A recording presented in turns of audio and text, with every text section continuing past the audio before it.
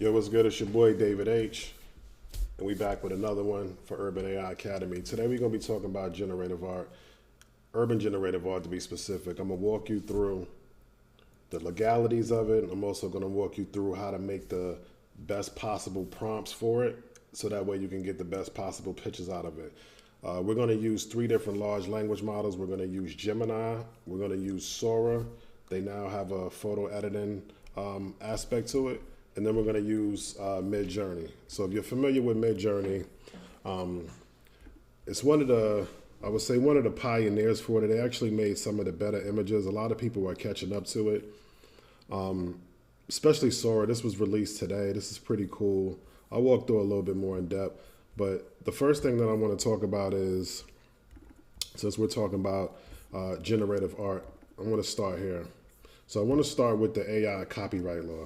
So what you need to know, AI generated content is not automatically copyrightable in many countries, including the United States, unless there's a clear display of human authorship. This means prompts alone may not grant you copyright protection.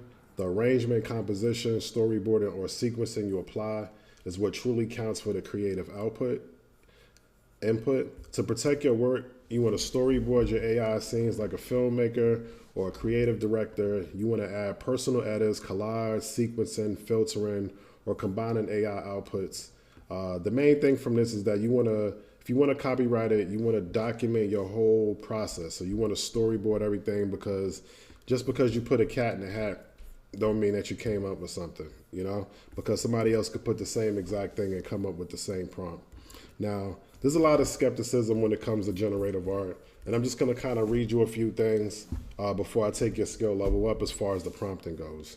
This is a little prompting guide that I created. This will be attached in the bottom of the description down below, so you can snag it up from there, so that way you can keep it as a personal reference.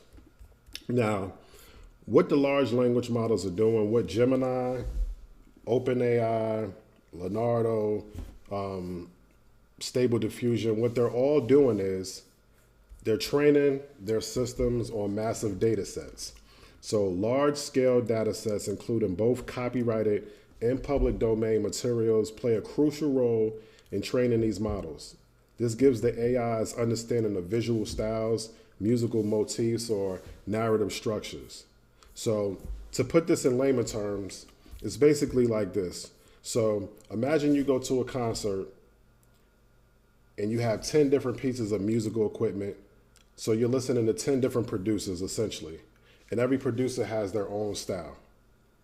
You're listening, you're watching it, you're writing every single intricacy, every single detail down. You get back to the house, you make an album, and it sounds like everybody's album. It sounds like might even just a small piece, even if it isn't a full 30 seconds, it might be a second, but it's still recognizable to the artist that created it. And then you don't credit the artist. So you produced this whole entire album. You weren't inspired by nobody. You didn't interpolate anything. You made everything down. If that's too confusing, I'll kind of say it again. So I'll kind of use a library analogy. So it's like you go into a library, instead of books, you have 10 paintings displayed. You study all 10 of these paintings very closely. You memorize every brushstroke, every stray, every pattern. And then what you do is you get home, you synthesize it, you put it all together, and you do create a new piece of artwork. So the artwork is a new piece of artwork, and it's called net new. So when it's pulling from all these different sources, it's supposed to be creating a new set of art. But what it's doing is that it's not giving the artist the contribution. So if we went to a museum and we saw these 10 paintings, and then we went home and we made our own version, was an interpolation of all 10 of them, and then we didn't give credit, that's what people are complaining about, because the companies aren't telling you where they got this art from.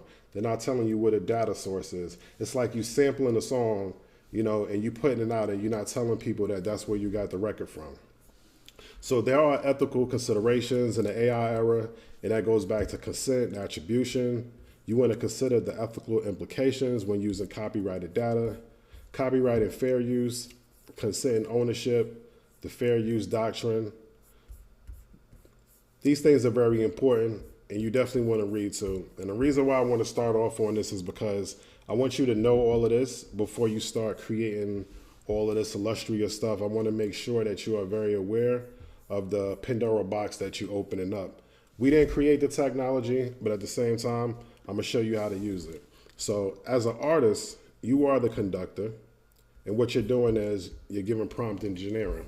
So in order to get the best prompt, you want to use these 7 different things right here. You want to know the subject identity. You want to know the outfit and style.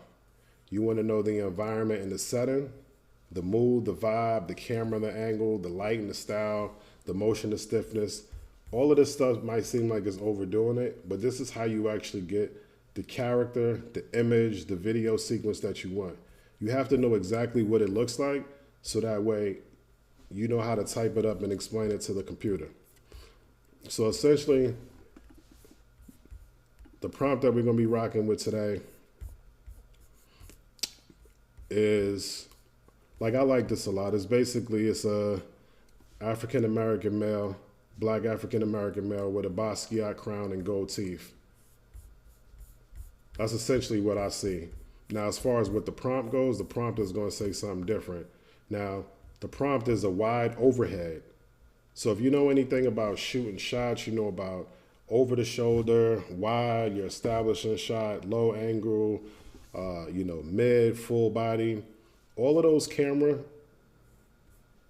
details. And if you have that knowledge, that's going to make your prompting better. So I took this one prompt, I ran it through Gemini, and this is what I came up with.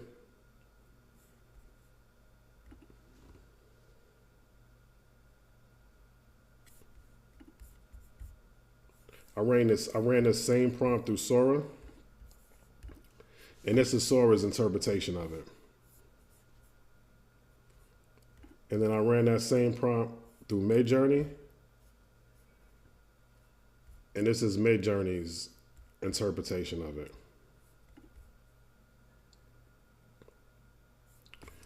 So you can see that each language model has a different style, a different vibe, a different taste to it. The MidJourney is going to lean more on the artistic side. Like, even though this is a new piece, this looks like a street artist, like somebody painted this in the studio. And I try to stay close. I try to stay as far away from stuff like this as possible because it leans more on the artistic side. And I got a lot of friends that do street art and just art in general, and I get their drift. This isn't 100% original painting, but it's not telling you that it pulled from this, it pulled from that, it pulled from this, it pulled from that. And that's what the issue is. So if it told you what the sources were, like if you had the same picture with 5 references on the side that said it pulled from this, it pulled from that, it would be cool. But like, everybody is inspired by everybody. Like, even if you were street artists, you might be a street artist and go down to South by Southwest, go down to Denver, go down to LA, go to, Bushwick in New York and see something and get inspired, and then go back home and paint something that has nothing to do with it, but that inspiration is what actually made you make the painting. So I think we're all inspired. As I said, they make it seem like it's so much stealing. I would love to see the source code, but you can make a prompt of yourself. You can give this a picture of yourself and it makes you. And I don't know how that's stealing or what artist painted me, but you know what I'm saying? It depends on how you put things in here. Now, to segue back over to my slideshow, subject identity, who is the character?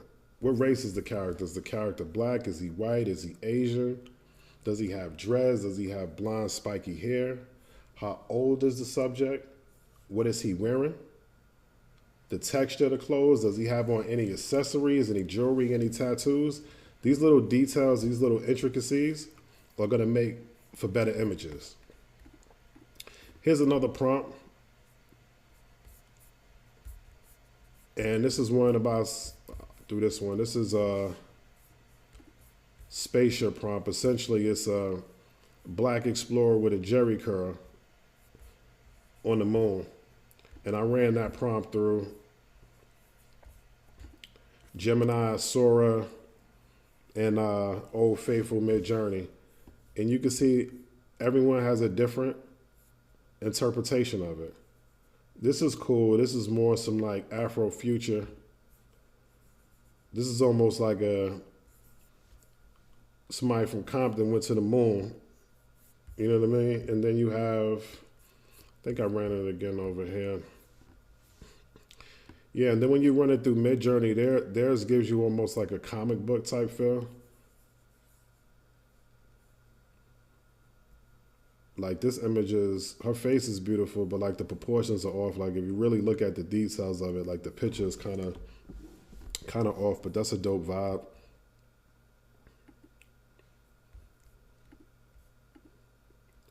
And I mean, and if you use Photoshop, you could toss this in an editor, remove the background. You know, like there's bits and pieces from this. That's what I do. I take bits and pieces from images as well too. So you could take this moon, use it as a collage, take this girl. You don't necessarily have to use it as is. You can add your own little sauce to it. This is another prompt that I created with this girl right here with the gold teeth. I actually love this. And I'm gonna run it through.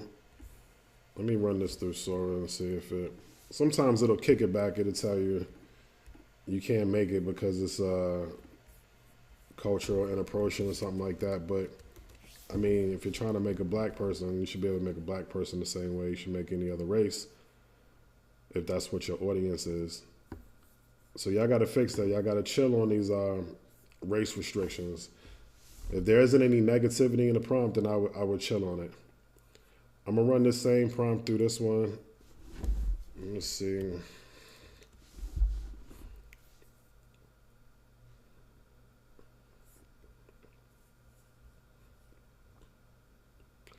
And it can also give you multiple variations. So when you run one prompt, you can get 4 of them at one time, the same way you can in MidJourney. I like to run 1 or 2. I'm using a $20 plan. I'm not using a $200 plan. So it moves at a slower speed. If you have the unlimited plan, the $200 ones, it'll generate almost in real time, but it ain't that serious. I'll wait a little bit. All right, and this is still generating. Let me see what else we got.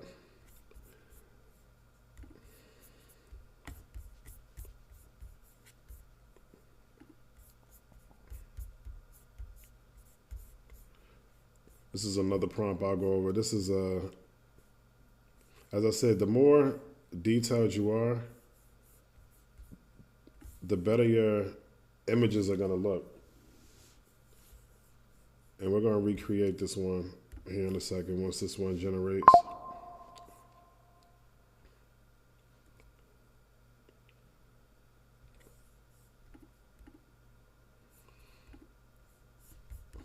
Yeah, so as you can see with this one,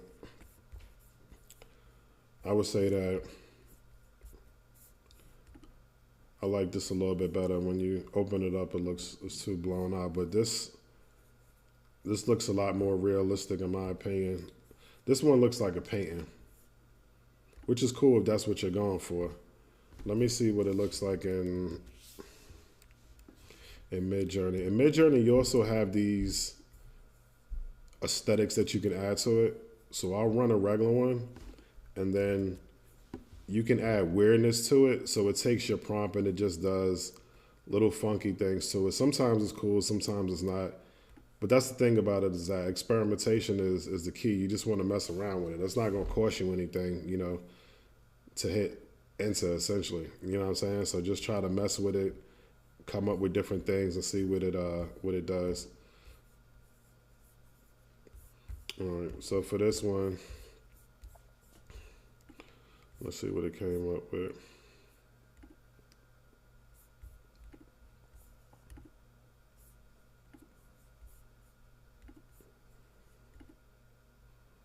Yeah, I like this one. This one is dope. Just look like that girl that be singing. I forgot her name. I forgot Shorty name. What's the Shorty name from me singing that song? This look exactly like her. And that's the thing, is like, as humans, we're trained to recognize patterns. So we always see something as something even when it's not that. It's like you could look at the stars and see, you know, a cow or whatever else. Like, we're just trained to recognize patterns. But yeah, MidJourney leans more on like, this is more as an artist. This is something that somebody would paint or hand draw. But this is a dope image. And this one, yeah, it's just interpretation. I like the highlights in the hair, nose ring, same place. Yeah. And let me run one more. There was another one that I made that was pretty dope. I'll go over the angels one on another one. Yeah, this one was cool right here. So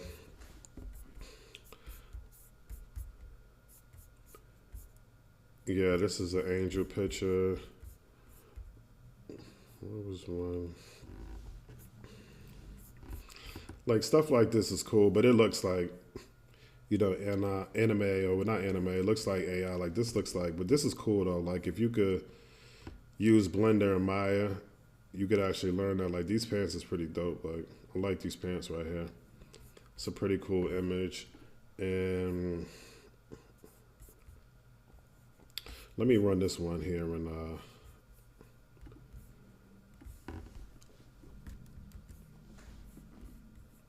and as you can see with the prompt, it's just, it has those things there. It's a black woman, sharp brows, dramatic eyes, black lip gloss. She has a sleek bob cut. So as you can see, this is very, very, very detailed. And that's why we're able to pull out these results. And once you have a good prompt, the only thing you need to do is just change a word or two here and there. So let's see what we could do to just make it a little bit different. Orange and blue. So let's say instead of orange and blue, what colors go together? Let's say yellow, blue. Yeah, yellow, blue, and white. We'll give her, instead of black lipstick, glossy black lipstick, let's do a glossy neon green.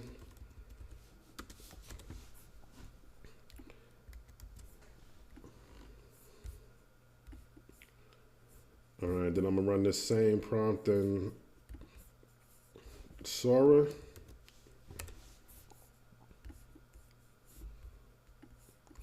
And then I'm gonna run it in MidJourney as well too. And then we'll see what the difference is. Yeah, but Sora is dope, as I said. It's cool that they launched this this photo feature. You can make some pretty dope stuff up in here. Yeah, this is cool. Because essentially, that's what the videos are anyway. It's a start point and an end point. It's not like it's a true video. They're taking a whole bunch of images and they're piecing them together to make it into a video. So that's how the Sora is being made as far as the clips go. Like, this is dope too. And that's the thing, is you could use this as inspiration. You don't necessarily have to use it as is. If you're a photographer, you can actually recreate this. Like, this ain't really that hard to do, but this is a dope, like, starting point to have. I mean, it's done, but this is, like, dope if you have, like, if you need, like, a mood board, a vision board, you could recreate this with a client and then just throw that little Basquiat crown on top. But this is tough right here. And when you're looking at these pictures as well, too, you want to make sure you're looking at the details. You want to make sure all of the fingers are on there. All the fingers are where they're supposed to be. They have two eyes, 2 ears. Because sometimes, like, you won't even notice it. You'll think that it's perfect, and then somebody else will notice it, and they'll be like, why does this person have 7 fingers? So you always want to make sure that you do a second glance at it. But the details is, and it's good. Even like the hair texture. Like, this is real good.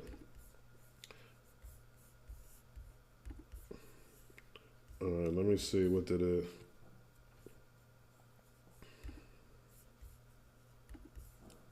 Yeah, those didn't come out. I would say that this is probably the best one out of everything that I've seen up in there. I'm gonna continue to mess with Sora, the photo. In terms of like the video goes, like I make some crazy stuff with the video. Like, this is stuff I do with video. I do this like all day. You know what I mean? So, but as far as like the photos go, this is something that they newly launched. It's definitely going to take a little bit to get used to, just to know what it's good at. Like most of this, like Sora's pretty good at like commercials and just like, this is dope. My bad, not to be too ADD. Like, I rocks with this right here. You know what I'm saying? And as I said, all it is just doing is just taking a prompt and just magnifying it, and just and just moving a couple words around. They call it, reprompting. It ain't even that technical, but it's basically you just moving words around. But I like this though. Like, I think that the color, this color trio, this is dope. Yeah, this is real dope. And let me try it again one more time and just kind of give it something different. So instead of, instead of green neon lips, we'll do neon pink.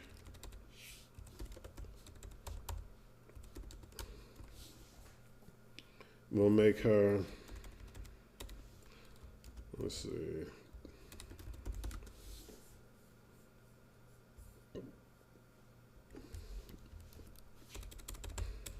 Purple.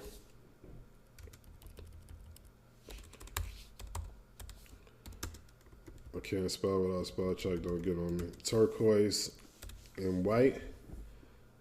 No, that's spelled right. All right, let's see what this do. I'm gonna run the same one and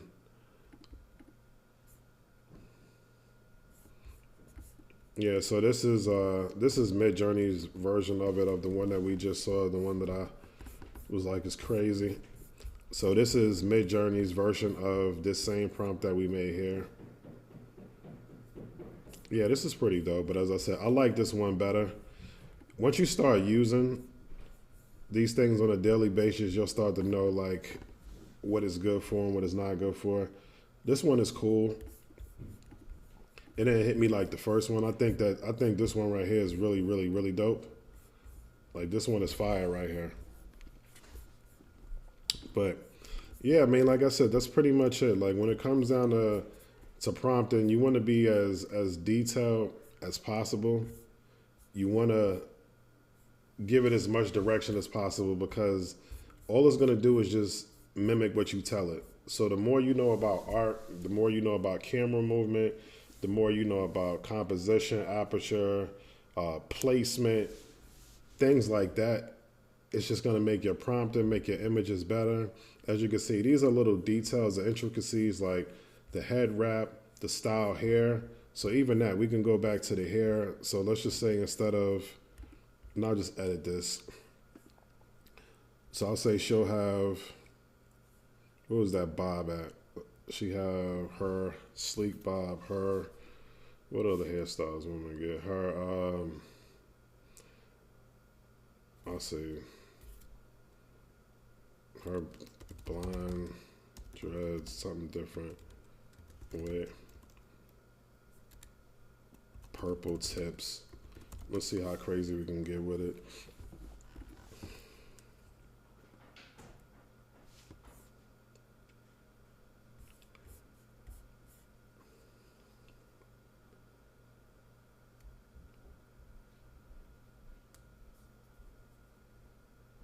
Yeah, this taking a little long to create. All right, here we go. Yeah. And I mean, like I said, you could just keep dialing in on it even more and more and just say, have her facing the camera. Have the subject look into the camera directly.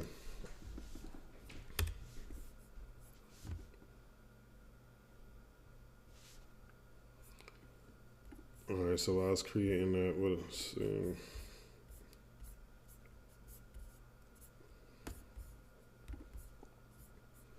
And while I was creating, it's almost done already. All right, so we changed our position from her looking, even though she's looking at us, her face is on an angle, so we want her face close like this.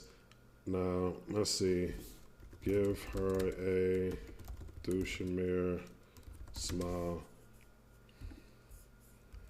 Hopefully the system knows what I'm talking about, because I know I spelled it wrong. Is it D-U-D-O?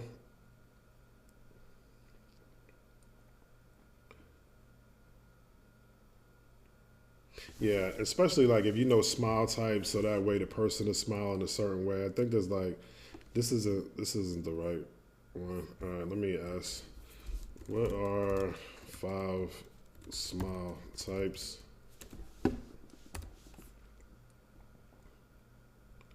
That's what I was asking. All right.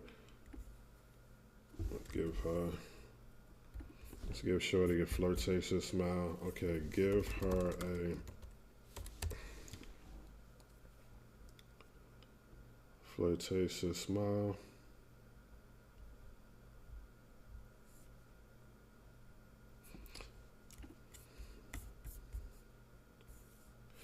And this prompt will be in the pack. I don't want to have the video too long, but this prompt will be in the,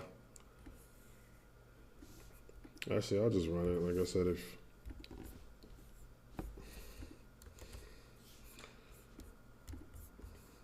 sometimes the system will kick it back, like it thinks you're trying to ask for some kind of like culture appropriation or something like that, even though that's what we're asking it to do. Let's see, the background, golden lights.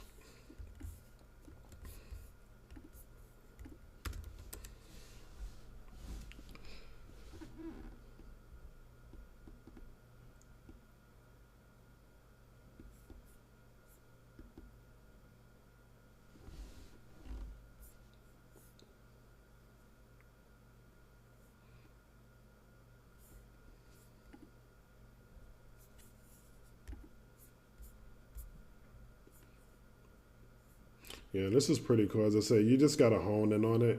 Most of these prompts that I'm giving you are just like anchor points. You just got to hone in on it. Just look at it and see the structure and then go back and adapt it to your style. As I said, all of this stuff is starting points. It's not meant for you to just like copy it and do it directly. You can if you want, but it's for you to just have a starting point and then kind of take it from there. As I said, I like Gemini a lot. Gemini is pretty dope. The Sora one is still new, so I'm sure they're going to be updating it more and more. I know when I was using Dolly before, I used to get a lot of those kickbacks just for dealing with like race and stuff. It'll say, you can't make this, it's cultural appropriation or whatever, but this is cool too. This is another one I made.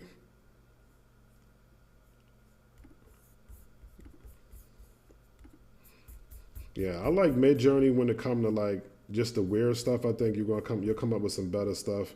Like this is one of my favorite ones right here. Like I just think this joint is just crazy. You know what I'm saying? Like I really like this one a lot. So you could do some unique stuff to it. Let me rerun the prompt. And this is what I was saying about the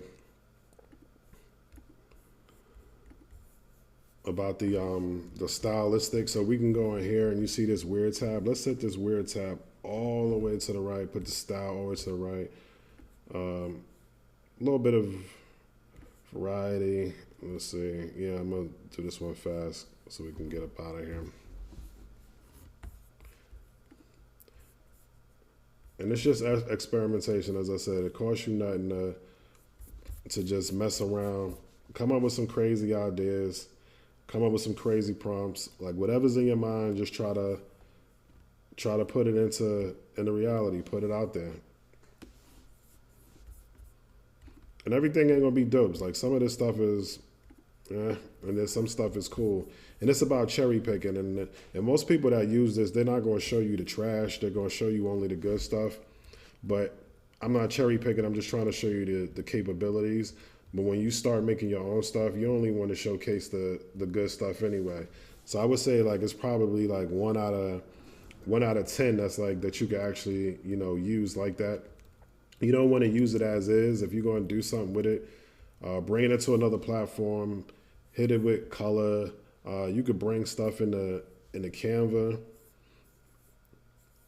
Like that picture I was working on here a second ago. I brought it in Canva just to see what the filter would be like. So this same one right here.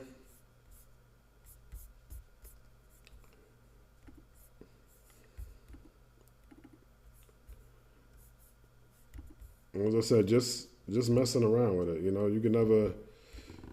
can never do anything wrong with the picture. So we got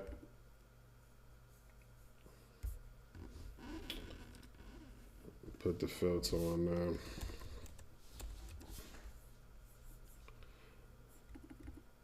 Actually,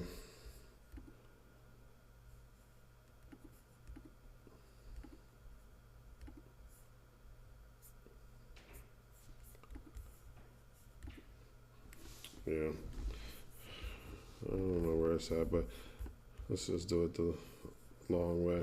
So you can come into this edit tab, and these are going to be different filters here.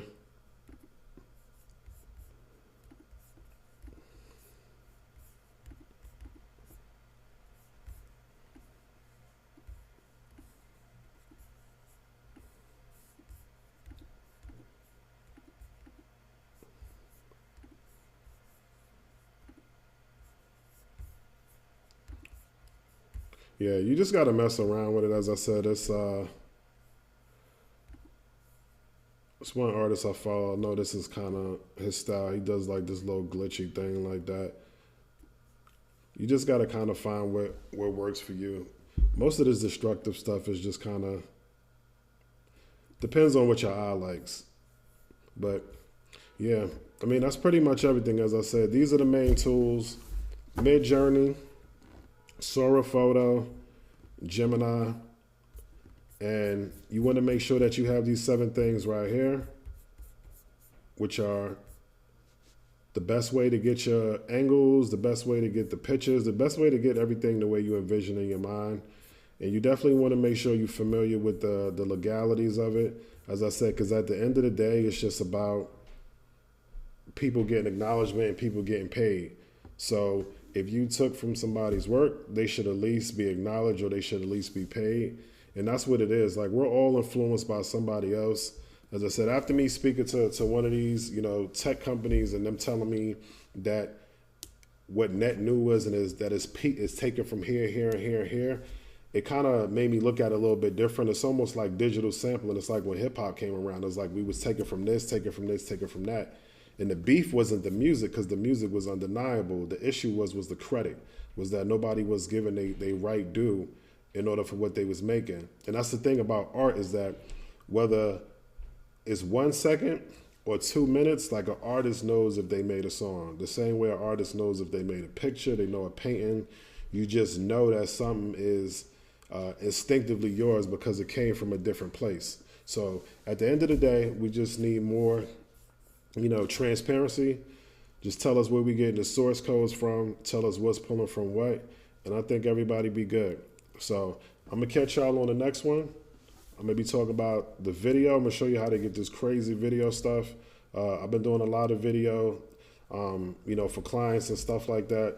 Music is actually my main, art.